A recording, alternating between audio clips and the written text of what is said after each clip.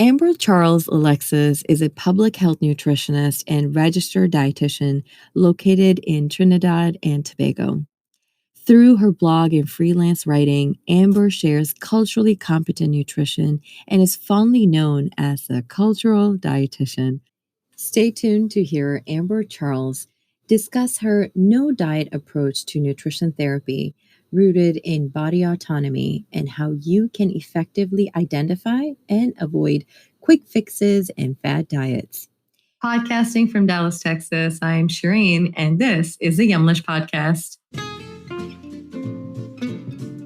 Yumlish is working to empower you to take charge of your health through diet and exercise and reduce the risk of chronic conditions like type 2 diabetes and heart disease. We hope to share a unique perspective and a culturally relevant approach to managing these chronic conditions with you each week.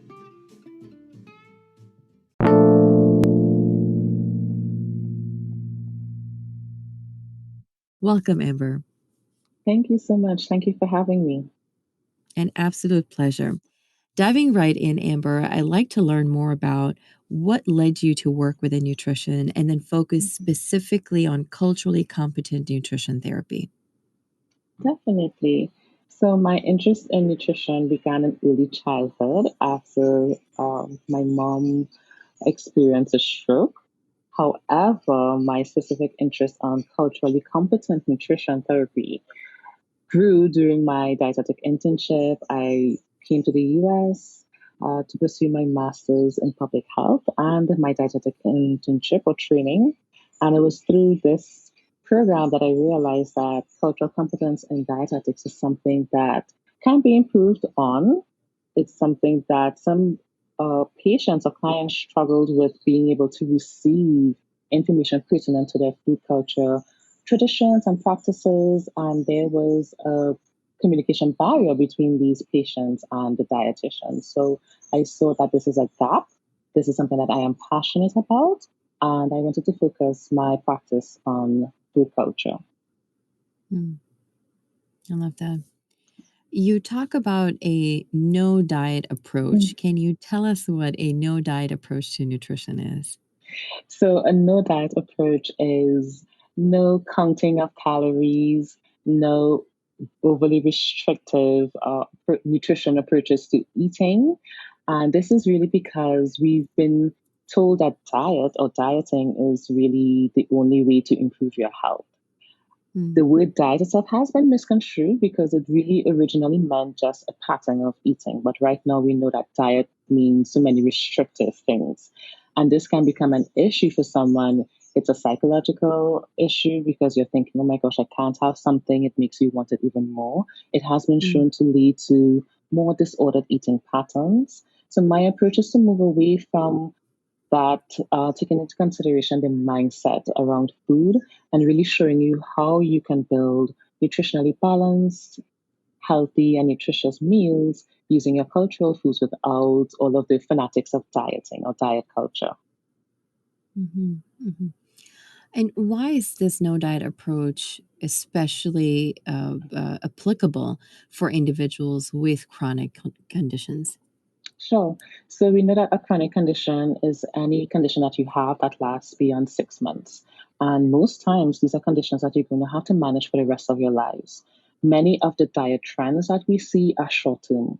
So we want to be able to empower our patients and clients with nutrition knowledge and information that helps them to make sustainable and long term changes so that they can continue to live in a way that's going to support good management of their condition, whatever that may be, if it may be diabetes or high blood pressure, high cholesterol, while being able to enjoy their foods. Many times diets, because they're short term, they bring you these really quick and nice results, but then you find yourself struggling back and forth between how can you really manage that chronic condition. You know, when you talked about sort of fad diets, how can individuals really identify those types of fad diets and really avoid the quick fixes that come with those? How do we go about navigating that? Yeah, so these fad diets, I think it's very easy to identify a fad diet because one, it's going to be very popular. That's the first thing. Okay. But so there are these So don't popular. go for the popular choice. So if it's popular, it's probably a fad. I mean, yes, most likely. So, the road less traveled sort of concept here. So, fad diets or quick fixes promise rapid weight loss, maybe, like lose 10 pounds in a week, or, you're going to lose 40 pounds in a month, something like really drastic. It usually encourages you to avoid a lot of foods or even food groups on the whole. And it may be something again that's really popularized. There are a lot of marketing that goes into it, or a lot of companies that are promoting this style of eating because it's really a money making industry compared to more sustainable, more balanced approach to nutrition. So those fad diets again are going to be short term, maybe 6 weeks, maybe 1 month, or sometimes even 7 days. We see like 7 day detoxes and cleanses, that's you just have juice cleanse, no food, and then you return to a normal pattern of eating. So those are all quick fixes and fad diets that can, have a long-term negative impact on your health. I see. How is the concept of body autonomy related to this no diet philosophy? The body autonomy, is really someone's ability to make a decision about their personal body. It's usually referred to in a space of safety and having it's a human right or social justice concept that as an individual I need to be able to make decisions about my body without being forced to do something else. With respect, and it's often highlighted with respect to violent crimes and rape. In the world of nutrition, however, we look at body autonomy as being able to make a decision, being able to have equal and fair access to medical and nutrition interventions, regardless of your body size. So it's really Mm. linked to body weight. What we found is that a number of persons who may be overweight or particularly obese in that obese category do experience a lot of systemic discrimination and prejudice, bias, that they are not given equal and fair access to appropriate medical interventions. So when you say body autonomy, it's I am giving you the empowerment that you get to say, even if I'm overweight or obese, I don't want to focus on my weight. I want to focus on my chronic condition or my medical condition, and I want to be able to receive advice that is more detailed than you need to lose weight. Mm. Mhm, mhm. And so, how does this sort of inherent bias? How is that shaping or sort of influencing medical care and nutrition therapy interventions? Yeah, so some studies have shown that persons who are obese because of this systemic weight stigma and systemic or weight focused medical system are not receiving some of that appropriate care. So instead of being able to access maybe certain surgeries or medication, they are being told lose weight to fix your condition. Now we know that these chronic conditions do not just go away. Even if you lose weight, there is so much more that goes into managing them. So let's take, for example, someone who may have diabetes. We Hmm. know that both slim persons or thin persons and then persons who are larger in larger bodies or fat or obese or overweight can both have diabetes, type 2 diabetes. Yet someone who's thin is most likely to receive, an appropriate medication regimen or more detailed nutrition advice compared to Mm. someone who is larger.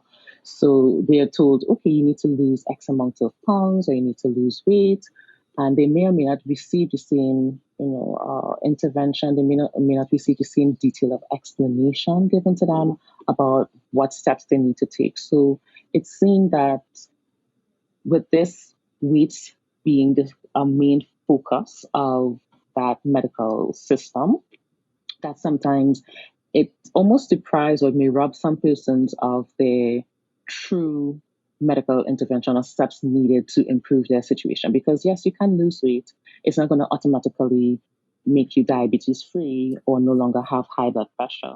So being able to identify that these are chronic conditions, weight plays a role, but it's not the only thing or it's not sometimes the main thing to improve your health. Mm. Same thing with respect to nutrition. Some persons may think, well, I need to lose weight. I need to lose weight to manage my blood sugar and do anything to lose weight and yo-yo diet or weight cycle, which is going to create a lot of pressure on their liver, for example. So you want to be able to do things in a sustainable, gradual manner. You're not doing the quick fixes. You're not doing the rapid weight loss. And you're incorporating, actually educating the person, this is what you need to add, because we're often told what we need to take out, what we need to restrict.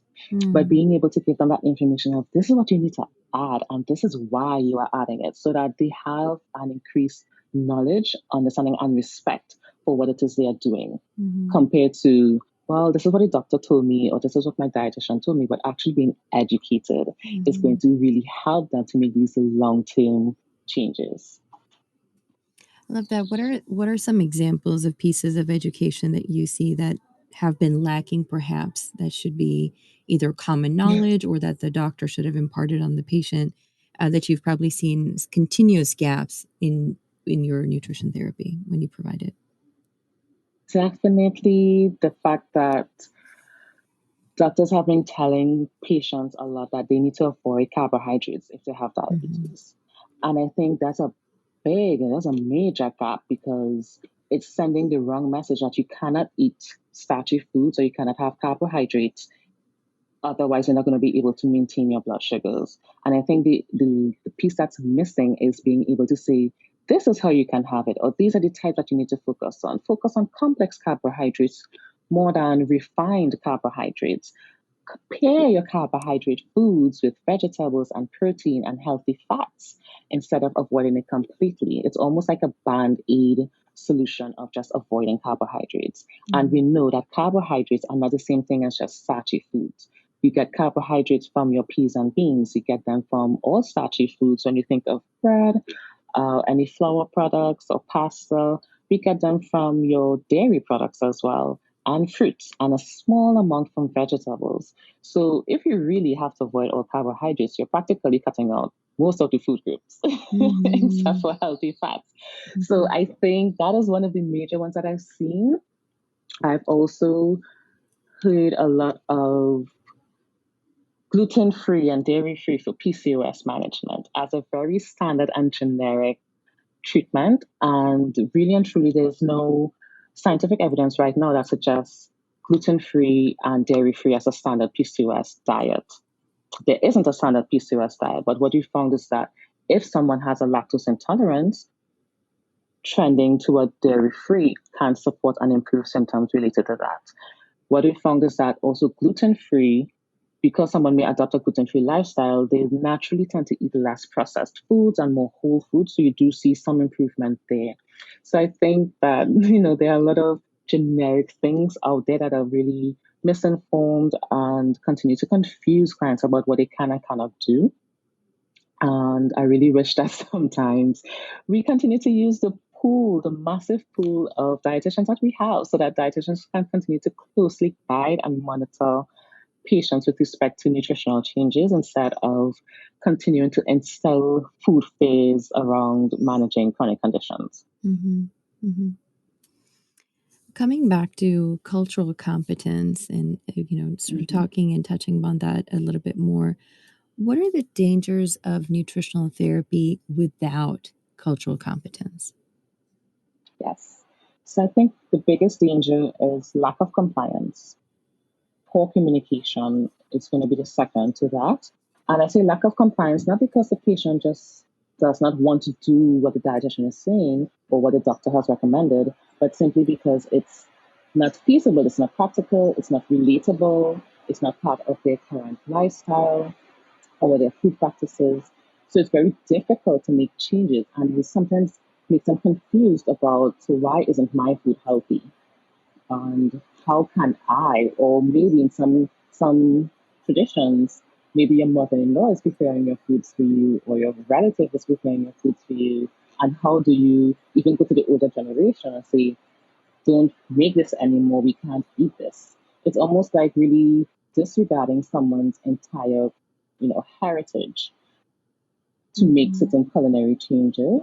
So compliance is going to be a major issue if they're unable to. Some people are able to stick to the other versions of diets, but then they become frustrated over time. So I would say compliance is a major thing. And then poor communication, because if I believe that you are disregarding my culture, you're not able to teach me how to eat within my food traditions, then I don't think you really respect me or that you're really seeing me as an individual. Maybe you're just seeing that I am someone to, sort of be twisted and turned, or just completely disregarding that side of things and giving an inferiority complex to another style of eating, which is usually through a Eurocentric lens.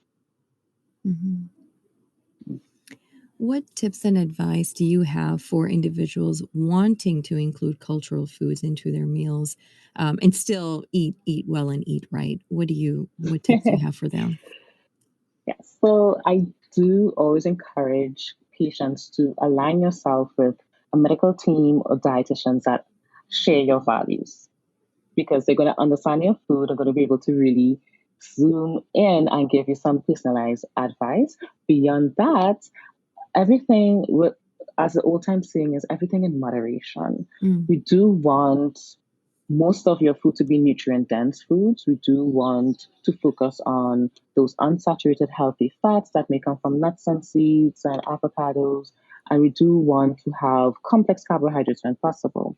But if you think about always having a variety of food groups on your plate. So if you do have some carbohydrate foods, and you can't have more than one carbohydrate food at a meal, of course, you want to be able to eat moderate amounts of each. You want to pair it with protein foods. So any meat, if you eat meat, if you don't eat meat and you're having peas and beans, or even if you're having some vegetables. Vegetables doesn't always have to be raw salads. It can be coleslaw, it can be cooked vegetables, depending on how you do that.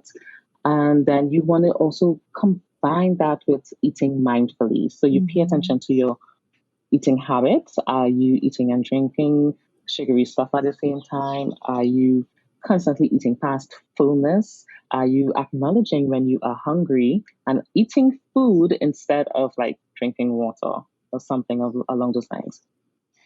You'd want to connect with a dietitian who shares your values, your food traditions and practices, and someone who exemplifies cultural competence in nutrition, simply because they can acknowledge this and really combine that along with nutritional balance and approaches to help you to manage your lifestyle and chronic conditions. I love that. And so what you're really saying at the heart of this, Amber, is if you want to eat healthy, you do not have to let go of the foods that you've known, that you're familiar with. It isn't all or none. There Yes. is essentially this middle ground to where you can adapt the foods that you've culturally known in a healthier way that you can sustain and aim toward better health with. Yes, that's exactly what I'm saying. Perfect, perfect. I love that. That is something that we harp on and on at Yumlish ourselves. So it's so nice to sort of hear that cultural competence is finally getting its it is getting its recognition, because I feel it is so undervalued Mhm. as a tool for providing better health and better health outcomes Yes, at the end of the day. definitely. It needs to be continue to push to the forefront of both nutrition and medical interventions for the best outcomes, I would say. Mhm. So, with that, Amber, we're toward the end of the episode here today, but I would love for our listeners to learn more about how they can connect with you after this episode and just learn more about your work. Thank you. You can connect with me via Instagram or Facebook at the Cultural Dietitian. That's Becultural Dietitian, the Cultural Dietitian. I also have a website and blog at ambercharlesrdn.com.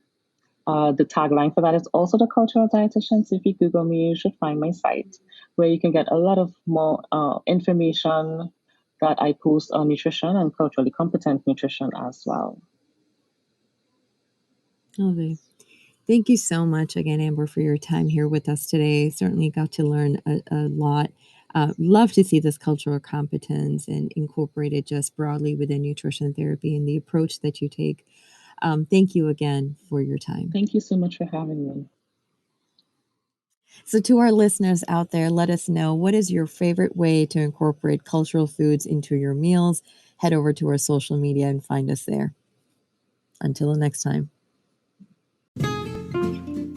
Thank you for listening to the Yumlish podcast. Make sure to follow us on social media at Yumlish_ on Instagram and Twitter, and at Yumlish on Facebook and LinkedIn for tips about managing your diabetes or other chronic conditions. You can also visit our website, yumlish.com, for even more information and to get involved with all of the exciting opportunities Yumlish has to offer. All of the links are in the show notes below, so please don't hesitate to check us out. If you like this week's show, make sure to subscribe to the Yumlish podcast, give us a like, comment, or a 5-star review, and share us with a friend. This is Shireen signing off. Thank you again, and we'll see you next time. Remember, your health always comes first. Stay well.